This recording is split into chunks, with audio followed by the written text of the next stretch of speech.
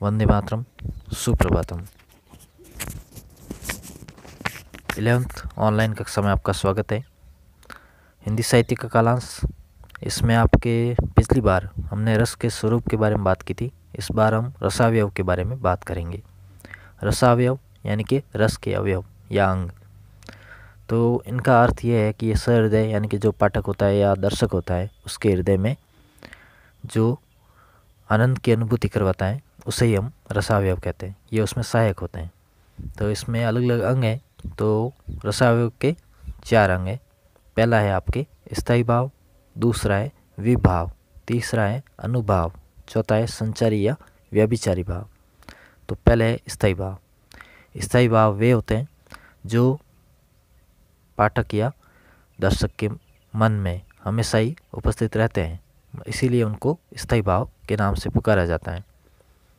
स्थायी भाव कौन कौन से होते हैं वे देख लीजिए। पहला है रति, दूसरा है हास या हास्य कह सकते हैं इसको, फिर आपके शोक, उत्साह, क्रोध, भय, जुगुप्सा, विस्मय और निर्वेद।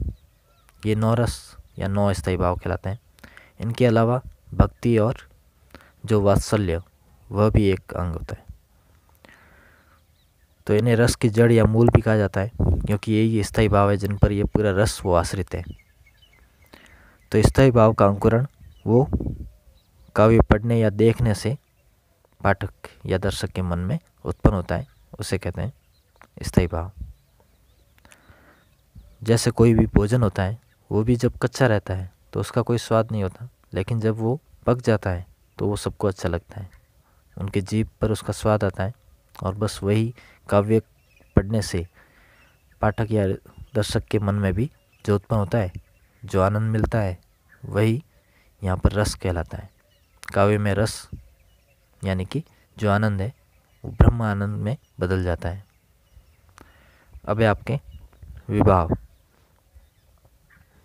विभाव वे होते हैं जो अपने लोक यानी कि संसार के अंदर जो स्थायी भावों को जगाने के कारण कहलाते हैं, मतलब कि उसके वो कारक है जिनकी वजह से ही ऐसा होता है। वो स्थायी भाव जागृत होने का कारण जो होते हैं वो विभाव कहलाते हैं। तो इसके भी 2 भाग हैं। पहला है आलम्बन विभाव और दूसरा है उद्दीपन विभाव। आलम्बन का अर्थ ये होता है कि जो रस का कारण है वो किस पर आश्रित है। जैसे एक उदाहरण है कि पुष्प वाटिका में जब भगवान राम माता सीता को देखते हैं तो उनके हृदय में जो रति यानी कि प्रेम भाव जागृत होता है वो भी क्या है, तो वो मतलब जो स्थायी भाव है रति, वो तो राम के मन में आया, लेकिन उसका कारण कौन हुआ, सीता। तो सीता वहाँ पर कौन हुई, आलम्बन, मतलब कि वो विभाव यानी कि वो कारक हो गई जिसकी वजह से उनके मन में ये भाव आया। तो ये होता है आलम्बन विभाव, यानी कि जिसकी वजह से ऐसा होता है या स्थायी भाव उत्पन्न होता है। दूसरा है उद्दीपन विभाव। उद्दीपन का अर्थ होता है कि आसपास को जो वातावरण होता है, जिस समय जैसे राम और सीता एक दूसरे को देख रहे थे उस समय जो आसपास का वातावरण था, जैसे बगीचा था, फूल खिले हुए थे, पास में झरना था, एक तालाब था, पक्षी चहचहा रहे थे, तो ये सब मतलब कि उसका वो उद्दीपन के कारक हो गए, मतलब कि इसकी वजह से ही उनमें वो रतिभाव जागृत हुआ। अगर पास में जैसे कोई अंधेरा होता या अन्य कोई ऐसी बात होती तो उनमें ये सब सोचने की ज़रूरत नहीं रहती, उनमें ये रतिभाव वो जागृत ही नहीं होता। लेकिन आसपास का मनोरम वातावरण देखकर भी स्थायी भाव जागृत होते हैं। तो यहाँ पर भी वही कारक था कि आसपास के सब कुछ अच्छा था, मनोरम था, इसलिए भगवान राम के मन में रति प्रेम या रति का वो जो स्थायी भाव है वो जागृत हुआ। ये था उद्दीपन विभाव। अब है आपके अनुभाव।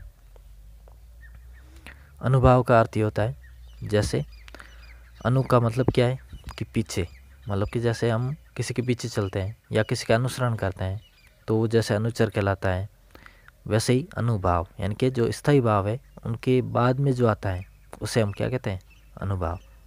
यानी कि स्थायी भावों के आने के ठीक बाद में जो भाव उत्पन्न होते हैं वे ही अनुभाव कहलाते हैं।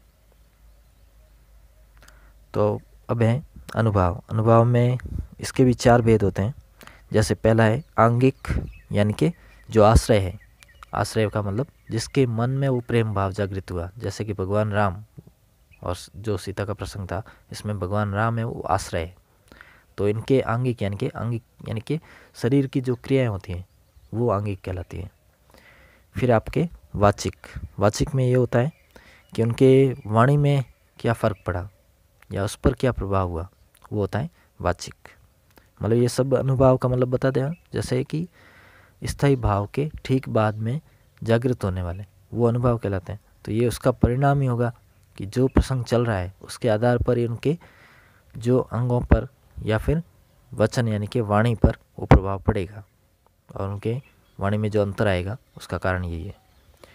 फिर है तीसरा आपके आहार्य यानी कि आरोपित या कृत्रिम वेशभूषा। जो सामने की तरफ जो उदाहरण है यानी कि सीता, उनकी जो वेशभूषा वगैरह है उनकी वजह से भी उनमें ये भाव आता है, तो कृत्रिम वेशभूषा ये भी हो सकता है। फिर चौथा है सात्विक यानी कि बिना बाहरी प्रयत्न के जो उत्पन्न होने वाली शारीरिक चेष्टा है, यानी कि जैसे अगर वो बात कर रहे हैं तो थोड़ा बहुत कंपन होता है या हकलाहट आ जाती है, तो ये सब मतलब वो सात्विक में आता है। मतलब कि जो बिना प्रयत्न के जो हो रहा है वो सब इसमें आता है। जैसे कि स्तंभ हो सकता है, स्तंभ का मतलब होता है स्थिर होना, जैसे कोई एक ही जगह जड़ की तरह हो जाए, हिले ही नहीं, ये उसका परिणाम हो सकता है। फिर आपके स्तंभ के बाद स्वेद हो सकता है, स्वेद का मतलब होता है पसीना, यानी कि उस बात को कह न पाए इसलिए उनके शरीर में ऐसे प्रयत्न की वजह से जो उदाहरण दिखते हैं वे सब इसका परिणाम है। फिर आपके रोमांच, जैसे हम कोई जोशीली बात करते हैं तो हमारे हृदय के अंदर वो बात बैठ जाती है और जो शरीर के रोंगटे वो खड़े हो जाते हैं, तो ये सब आते हैं रोमांच में। फिर आपके अश्रु यानी कि लोग बहुत बार भक्ति या प्रेम में इतने डूब जाते हैं कि उनकी आंखों से आंसू बहने लगते हैं, तो ये भी हो सकता है। और प्रलाप का एक होता है प्रलाप, यानी कि जो हंसी मजाक जैसे हम समझते हैं प्रलाप करना, लेकिन यहाँ पर प्रलाप का मतलब है कि लोग इतने भावों में डूब जाते हैं कि उन्हें पता ही नहीं होता कि वो क्या कर रहे हैं, तो ये होता है प्रलाप।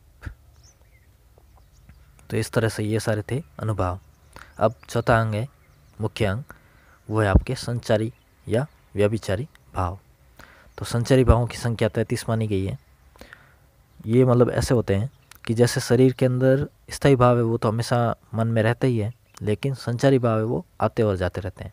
जैसे नाड़ी का संचरण होता है, श्वास जो हम लेते हैं और छोड़ते हैं, जल जो हम पीते हैं और वो पूरे शरीर के अंदर हर अंग तक पहुंच जाता है, रक्त जो हमारे शरीर में ही है लेकिन वो प्रत्येक अंग तक पहुंचता है, तभी वो सारे सजीव हैं और वो अंग सही स्थिति में है। तो ये सब होता है मतलब संचरण। तो यही वही जो आपके संचारी भाव है वो भी ऐसे ही है, मतलब कि व्यभिचारी या संचारी भाव भी ऐसे ही होते हैं जो कुछ पल के लिए आते हैं और फिर आगे निकल जाते हैं और फिर नए भाव भी आ सकते हैं। तो इस तरह से ये संचरण या संचारी भाव वो होते हैं। तो इनकी संख्या भी 33 मानी गई है। 33 कौन कौन से हैं वो देख लो आप, जिसमें है निर्वेद, ग्लानि, विषाद, गर्व, मोह, मरण, मद, श्रम, शंका, अपस्मार, अवहितता, स्वप्न, स्मृति, हर्ष, धृति, अमर्ष, जड़ता, चपलता, चिंता, वृड़ा, व्याधि, विबोध, वितर्क, निद्रा, असूया, मति, दैन्य, त्रास, आवेग, उग्रता, आलस्य, औत्सुक्य और उन्माद। इस तरह से ये 33 संचारी भाव हैं।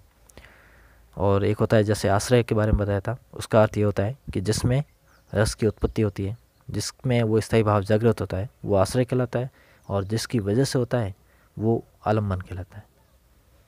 तो ये थे आपके रसावयव यानी कि रस के अवयव। धन्यवाद। अगली कक्षा में हम जो रस की प्रक्रिया है उसके बारे में बात करेंगे कि इसमें अलग अलग विद्वानों के क्या क्या विचार थे। धन्यवाद। नमस्कार।